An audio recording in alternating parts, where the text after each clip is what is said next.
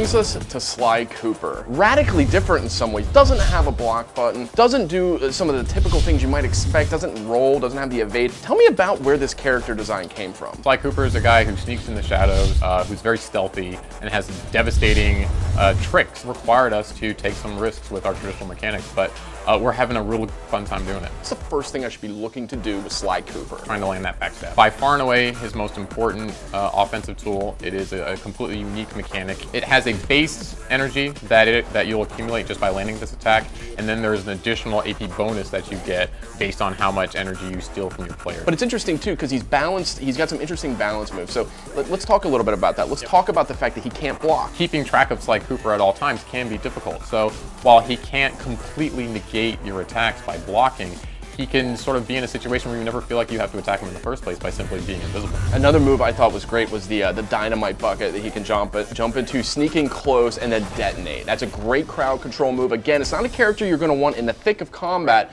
but when you need to, that's a great go-to. Another really important move for Sly Cooper is the alarm clock. He can quickly stun an opponent and get them caught in sort of the sonic waves.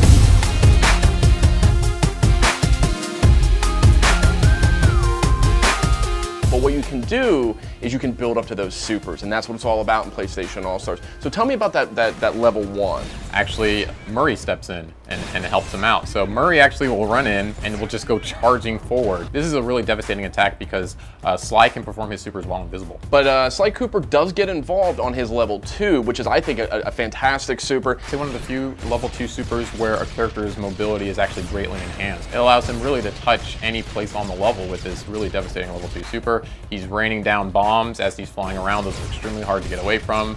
They have an explosive blast range on them, so not just the object itself, but also being around those objects is really bad. It's a really interesting dynamic. He's trying to keep away and trying not to fight too much, trying to stay in the shadows, but then that level 2 comes out and all bets are off. He's coming for you now. But then that leads us to the level 3. Bentley comes out and has a modified Bunaki comb that actually is, shoot to kill. He can capture quite a number of kills with that Bunaki comb. This is a super that does ask a little bit more of Sly Cooper in terms of skill and does allow his opponents to deal with the situation a little bit better. But again, if the fates align and he's able to use that super effectively, he can get a lot of kills with it. So in a nutshell, Sly Cooper, what kind of fighting game player should I be if I want to play as Sly Cooper? I really like investing a lot in a character who has a high risk but a high reward sort of play style, a character that you can feel really smart with, a character that you can be clever and tricky and frustrate your opponents with. I think Sly's really going to appeal to you.